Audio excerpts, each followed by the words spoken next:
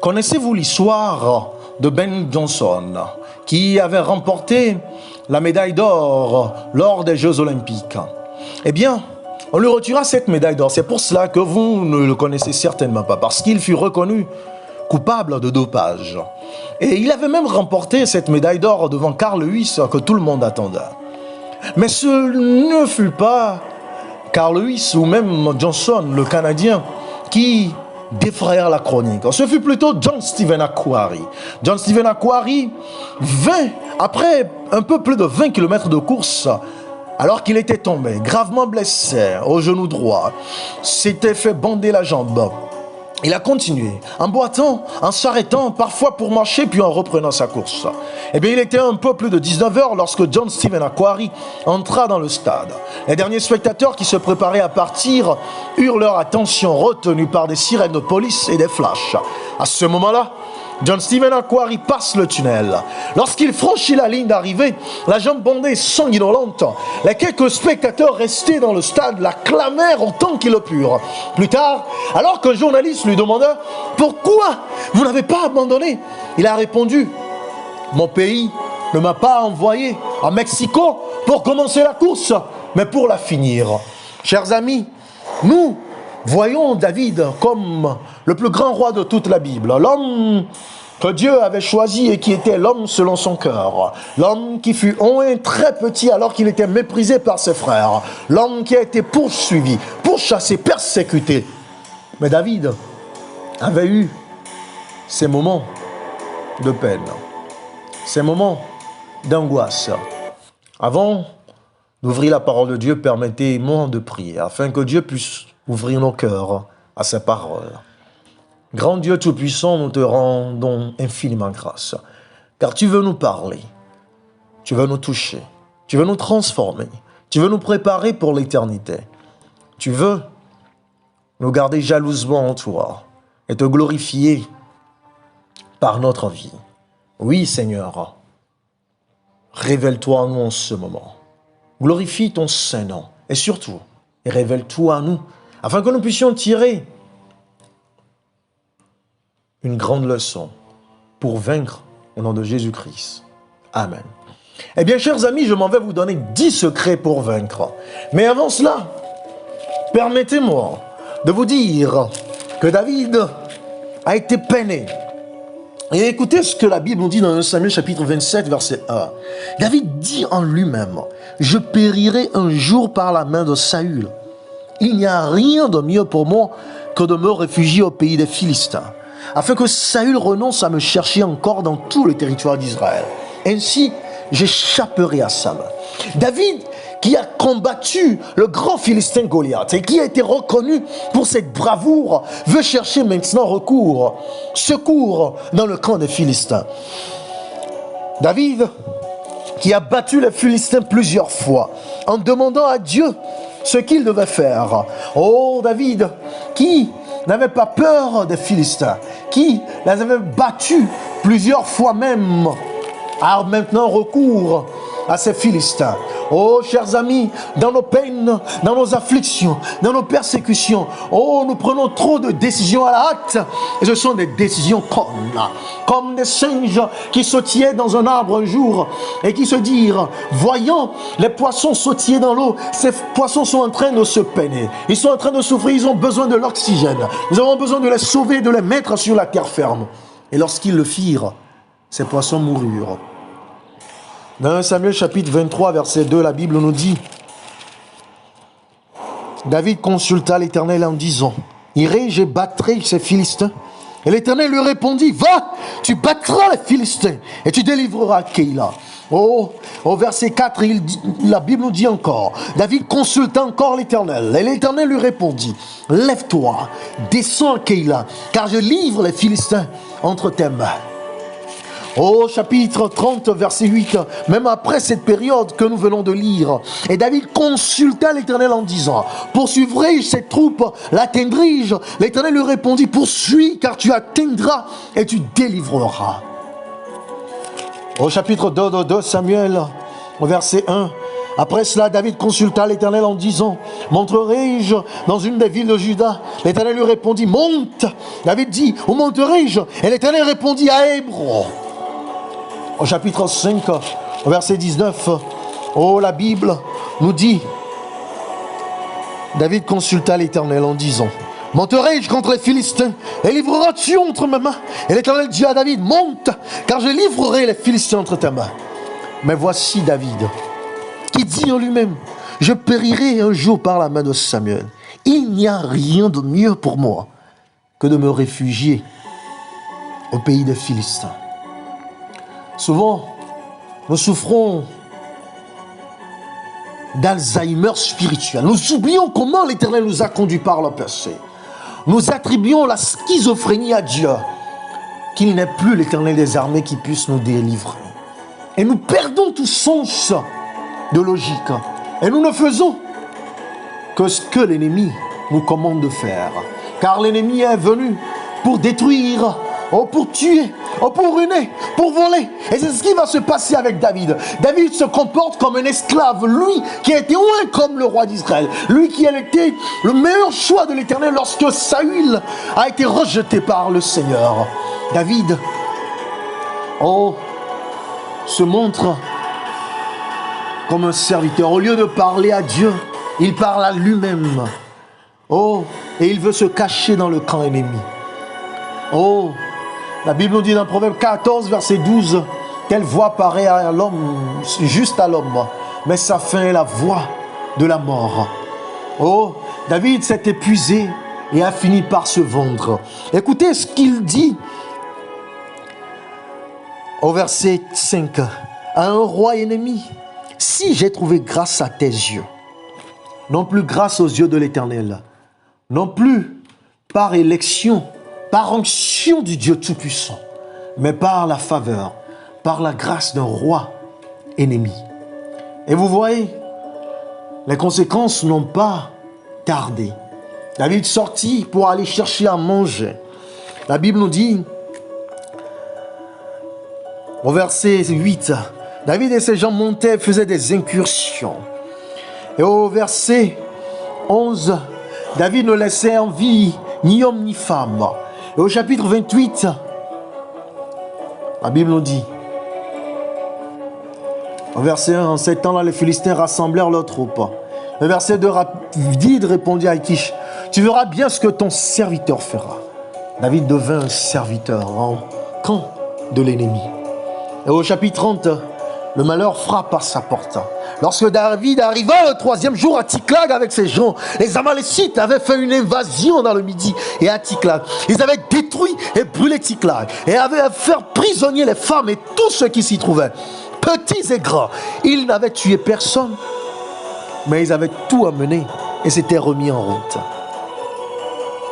Au verset 4, alors David et le peuple qui était avec lui élevèrent la voix et pleurèrent, jusqu'à ce qu'ils n'eussent plus la force de pleurer. Au verset 6, David fut dans une grande angoisse, car le peuple parlait de le lapider, parce que tous avaient de l'amertume dans l'âme, chacun à cause de ses fils et de ses filles. Chers amis, l'histoire nous raconte une péripétie des plus sombres par rapport à un acte de bravoure qui se termina par un acte de lâcheté. Ne faites pas l'erreur de Florence Chadwick, cher ami. En 1952, elle a tenté de nager dans l'eau froide de l'océan entre l'île Catalina et la côte californienne. Elle a nagé dans le brouillard, dans la mer agitée, pendant 15 heures. Ses muscles ont commencé à avoir des crampes et sa détermination s'est affaiblie. Elle a supplié qu'on la sorte de l'eau. Mais sa mère, qui se trouvait dans un bateau à côté, l'a exhortée à ne pas abandonner. Elle a continué d'essayer, mais elle s'est épuisée. Elle a arrêté de nager car elle ne voyait que le brouillard. Elle ne sentait que sa crampe. Elle ne voyait plus le but si grand qu'elle devait accomplir. Elle ne voyait plus l'objectif grandiose qu'elle devait accomplir. Les secouristes l'ont soulevé hors de l'eau et l'ont mis dans le bateau. Ils ont ramé encore quelques minutes. La brume se dissipa et elle découvrit que le rivage était à moins d'1 kilomètre. Elle dit plus tard, lors d'une conférence de presse, tout ce que je pouvais voir, c'était le brouillard. Je pense que si j'avais pu voir le rivage, je l'aurais fait. Chers amis, pourquoi abandonner lorsque vous avez si bien commencé? Dans 1 Samuel chapitre 30 verset 6, la Bible continue. Mais David reprit courage en s'appuyant sur l'Éternel son Dieu. Appuyez-vous sur l'Éternel votre Dieu. Reprenez courage et continuez votre lutte. N'abandonnez pas, chers amis. C'est pourquoi je m'en vais vous donner ces 10 secrets de succès de David. Oh, chers amis, lorsque vous êtes en peine, lorsque vous ne voyez plus le but, ayez foi et faites confiance en Dieu. Avoir une confiance totale dans la capacité de Dieu de vous guider et de vous délivrer. Dans Proverbe chapitre 3, versets 5 à 6, la Bible dit: confie-toi en l'Éternel de tout ton cœur et ne t'appuie pas sur ta sagesse. Reconnais-le dans toutes tes voies et il aplanira tes sentiers. Oh, le deuxième secret, c'est d'avoir le courage et l'intrépidité, d'affronter les défis avec confiance. Oh oui, cher ami, vous devez continuer. Vous ne devez pas vous lâcher. Oh, vous ne devez pas abandonner. Oh, le troisième secret, c'est de développer un leadership et une vision. Avoir une vision pour l'avenir et non pas être restreint par ce que vous pouvez seulement voir avec vos yeux. Paul dit, nous marchons par la foi et non par la vue. Dans 2 Samuel chapitre 5, verset 2, autrefois déjà lorsque Saül était notre roi, c'est toi qui menais Israël à la guerre. Et l'Éternel t'a dit, tu paîtras mon peuple d'Israël et tu seras le chef d'Israël. Et ayez la vision de l'Éternel pour votre vie et développez vos capacités en ce sens. Comme quatrième secret, vous devez avoir de la résilience et de la persévérance. Vous devez pouvoir rebondir après les épreuves. Dans Somme 34, verset 19, David lui-même nous dit, le malheur atteint souvent le juste. Mais l'Éternel l'en délivre toujours. Oh, c'est comme cinquième secret, je vous dis, de développer vos talents. Utilisez vos talents. Faites preuve d'innovation et de créativité. Dans Somme 33, David dit, chantez un cantique nouveau. Il était un grand compositeur, un grand musicien. Mais il avait compris que ce n'était pas seulement de pouvoir composer aujourd'hui et de ne pas être innovant ou créatif demain. Oh, chers amis, comme sixième secret, développez l'humilité. Reconnaissez vos faiblesses personnelles. Oui, reconnaissez que quand vous êtes tombé, vous avez besoin d'une force surnaturelle, de la superpuissance divine. Dans Psaume 51, verset 17, David dit, les sacrifices qui sont agréables à Dieu, c'est un esprit brisé. Oh Dieu, tu ne dédaignes pas un cœur brisé, contrit. Oh, mettez-vous devant Dieu. Reconnaissez votre péché. Reconnaissez que vous êtes tombé. Reconnaissez votre incapacité. Et plaidez pour que son intelligence puisse pallier à votre ignorance. Que sa puissance puisse pallier à votre faiblesse. Oh, que son courage puisse pallier à votre lâcheté. Comme septième secret, cher ami, faites œuvre. Démontrez de la compassion et de la miséricorde. Vous devez faire preuve de miséricorde même face à vos ennemis. Laissez Dieu juger entre vous et vos ennemis. Ne prenez pas la justice entre vos mains, sinon la colère vous détruira. Dans 1 Samuel chapitre 24, verset 10, les gens ont dit, vois aujourd'hui de tes yeux que l'Éternel t'avait livré aujourd'hui entre mes mains. Dans la caverne, David s'adressant à Saül, et l'on voulait me tuer, mais je t'ai épargné. Et j'ai dit, je ne porterai pas la main sur mon Seigneur, car il est loin de l'Éternel. Oui, cher ami, reconnaissons que seul Dieu est juste et que nous devons le laisser tout juger. Comme huitième secret, vous devez développer une pensée stratégique. Vous devez adopter une stratégie. En faisant quoi? En prenant des décisions tactiques éclairées par Dieu. Dans 2 Samuel 5, versets 23 à 24, David consulta l'Éternel qui le dit, tu ne monteras point. Tourne-les par derrière et tu arriveras sur eux vis-à-vis des mûriers.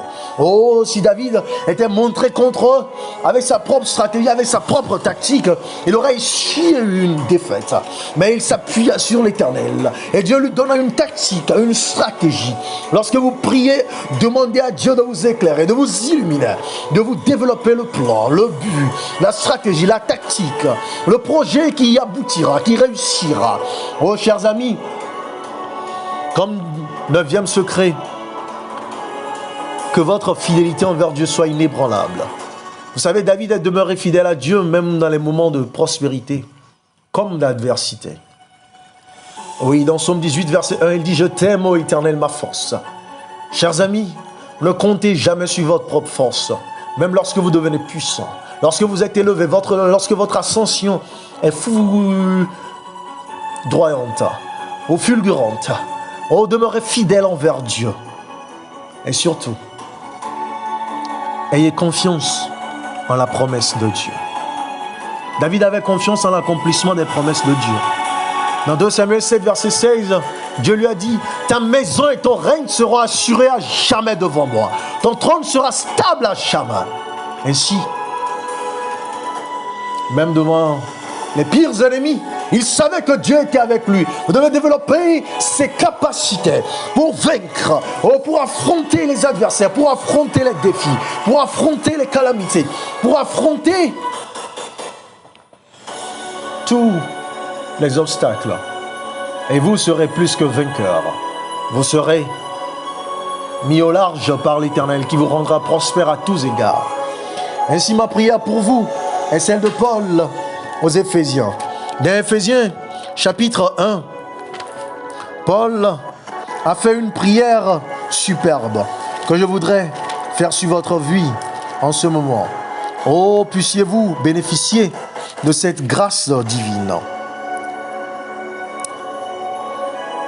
Je ne cesse de rendre grâce pour vous, faisant mention de vous dans mes prières, afin que le Dieu de notre Seigneur Jésus-Christ, le Père de gloire, vous donne un esprit de sagesse et de révélation dans sa connaissance, et qu'il illumine les yeux de votre cœur, pour que vous sachiez quelle est l'espérance qui s'attache à son appel, quelle est la richesse de la gloire de son héritage qu'il réserve aux saints, et quelle est envers nous qui croyons l'infinie grandeur de sa puissance, se manifestant avec efficacité par la vertu de sa force.